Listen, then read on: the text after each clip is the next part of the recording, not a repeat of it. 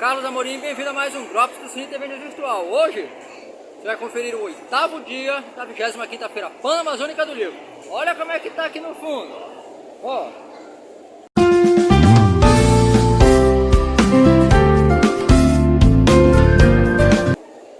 O 8º dia da 25ª Feira Pan-Amazônica do Livro promete ser um dos mais agitados. Hoje teremos muitas atrações musicais, como Viviane Batidão, aparelhagem Crocodilo. A gente vai ter também aí histórias em quadrinhos, cultura pop, entretenimento. Tudo isso você vai conferir aqui no 8º dia da 25ª Feira Pan-Amazônica do Livro. É só vir nessa comigo. Vem nessa, vem nessa. Bom, nós estamos aqui no alto do hangar, centro de convenções aqui da Amazônia. Ó. 8º dia, ó. Olha como é que tá movimentado, ó. A entrada lá, tem mais aqui para você ver, ó, esse verdadeiro mar de gente aqui, ó, nessa fila lá, nessa fila aqui do meio, ó, aquela ponta bem ali, ó, você tá vendo, aqui, ó, nem tanto, mas muito movimentado. E detalhe, são 2h45 da tarde, de um sábado. Então, mais tarde, se prepare que isso aqui vai estar bem movimentado. Vou deixar mais imagens aí para vocês, ó. Eu vou ficando por aqui, conferindo. Você vai conferir muito mais coisa comigo aqui no Cine TV Virtual. Bom, ontem falei que foi o dia mais concorrido da Feira Pan-Amazônica do Livro. Ontem o 7º dia, mas olha como é que tá o 8º aqui, ó. Ó. Falando aqui de baixo, de uma área bem aberta aqui, ó. Mais gente chegando ali que é a entrada, ó. Olha como tá, ó. Bem movimentado. A gente vai olhar mais um pouquinho por aqui. Depois lá dentro a gente vai conferir como é que está o movimento lá dentro. Você já viu lá de cima ainda agora vai ver esse aqui. Ó, ali para a lateral, que é a praça de alimentação, e tem mais uma série de estandes movimentadíssimos. Ó, aqui está bem movimentado, ó, para ali o corredor, para cá também, ó. Vou mandar aqui um pouquinho no meio para mostrar. Não está tão complicado aqui nesse ponto, ó. Aqui está bem enrolado aqui, bem movimentado. Vamos dar uma passeada só para você ver e acompanhar o 8º dia aqui. Como é que estão as coisas aqui. Ó, esse pedaço aqui não está bem movimentadão não. Consegui passar com tranquilidade. Mas olha aqui, ó. Olha o meio, ó. Olha aqui essa área para cá também, ó. Bem movimentado mesmo. Aqui a gente fica editando infinitamente, não consegue resolver ele, também é difícil. Josiane. No caso, a minha tessitura é o objeto livro. Então essa é a minha poética. E aí é nela que eu me debruço para, em diálogo com um poema ou com um conto, né, com a poética do outro, criar os objetos. Essa é a minha poética. Então tem essa relação diferente, porque ele é o escritor na letra, né? Então essa é a minha tessitura diferente. Tem mais. A outra pergunta era como alcançar mais pessoas. Isso, mais pessoas.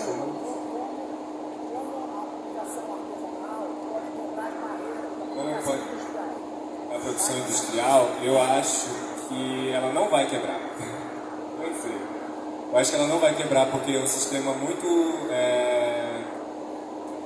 estabelecido já, e as grandes editoras elas não são nem brasileiras, parece que tem 5 empresas que comandam as maiores editoras do mundo, de vários países. E como é que você consegue concorrer com isso? Você não consegue, mas assim, em larga escala. É isso que eu estava falando no começo, é que você consegue alcançar um público mais limitado, mas esse público que você consegue alcançar, você consegue estabelecer vínculos. E eu acho que é mais nesse sentido, sabe, de criar pequenos focos de resistência e tentar sobreviver mesmo, e tentar olhar um ao outro afetivamente e tal. Eu acho que a publicação artesanal tem esse viés afetivo, do toque, da mão, de uma mão com a outra, a gente sente isso. Eu concordo com o Cazu, nesse sentido não tem como, né, gente, em termos até de rapidez da produção. O que uma máquina faz não é o que a gente faz, né? E ainda bem, porque a gente tem um outro trato com o livro, mas a gente acaba entrando nos nichos, né? E aí acaba que o nosso leitor realmente é essa pessoa mais próxima, né, que nos procura porque sabe o que vai receber. Então, a gente vai tentando entrar nos nichos e instalando alguma coisa ali, né, fazendo presença. Talvez a resposta disso também esteja na pergunta que foi feita lá por último, que estabelecer relações com criadores de conteúdo na internet, influencers, né? Então, qual era a pergunta em relação a isso? Um fotógrafo, não bem nessa ordem das coisas, né? Minha relação com a poesia e com a fotografia é uma relação um pouco já antiga, né? E eu fiquei muito feliz pela oportunidade de estar aqui com o Clay, que é um cara que eu conheço, que a gente já fez algumas coisas juntos, né? Que eu admiro muito a obra do Clay, e o Marcílio também, que é muito conhecido e que tem uma obra muito, muito boa, né? Bom, o Clay estava falando sobre, a gente vai falar sobre literatura expandida, né? Isso, e eu vou começar falando um pouco sobre o meu processo, como começou essa questão da fotografia e da poesia na minha vida, né? Eu estava lembrando hoje que a fotografia ela sempre começou antes. Por quê? Porque eu acho que desde pequeno a gente começa a ter a primeira leitura de mundo que a gente faz é com a imagem, né? Quando tu tá ali, quando tu nasce, né, tu te depara com o mundo, tu já começa a ler o mundo através da imagem. Lembra até Paulo Freire, né, que dizia isso, né? Ler o mundo, né, antes de... Então a minha primeira relação, eu creio que a de todo mundo é essa, começou com imagens. O poeta Nicolas, lá de Brasília, diz que a infância é a camada fértil da vida. E eu acho que tudo começa ali, tudo se forma ali, né? Principalmente a gente que por exemplo, a gente tem muitas memórias de infância, né? E a minha relação com a fotografia, que eu não sabia que seria fotógrafo, se dá ali na infância, né? Brincando no quintal, na rua. E depois disso que eu começo, bem depois disso que eu começo a escrever, né? Dá pra ver? Acho que o pessoal dá pra ver aqui, né? Na festa da imagem, tá, né? Pois é, então como eu ia dizendo, a minha relação começou primeiro com as imagens, depois que eu fui para a escrita, né? Eu sempre tive uma relação com fotografia, com a imagem, com o vídeo, com o desenho, desde muito cedo, né? E também com a escrita, com a poesia. Eu tive a sorte de ter acesso ao livro, né, à leitura desde muito garoto, e sempre ser estimulado para isso, né? O meu pai é um artista plástico, trabalha com gravura, escultura, mas num campo mais experimental, né, da escultura. Mas o trabalho dele basicamente é um trabalho com madeira.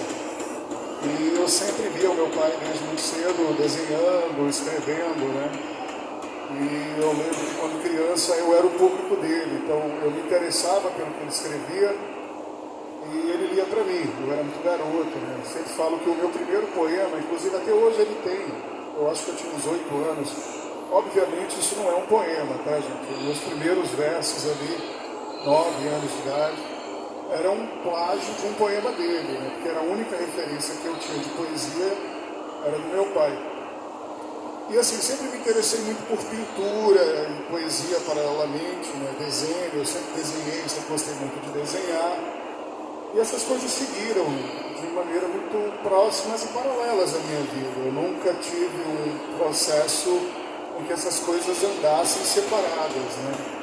Eu comecei a escrever cedo por essa curiosidade de escrever através de uma série de referências de leitura, de poetas que sempre fizeram essa minha paindeuma, né? Essa minha constituição enquanto leitor.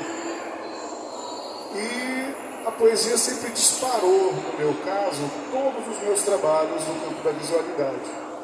Então, assim, tudo o que eu faço enquanto artista...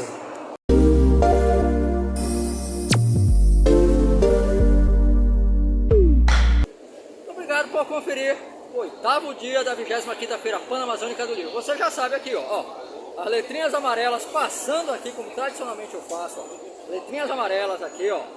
Facebook, Instagram, podcast, YouTube, Twitter, aqui à sua disposição aqui, ó. para você nos ajudar a fazer o Cine TV News virtual, vem nos ajudando.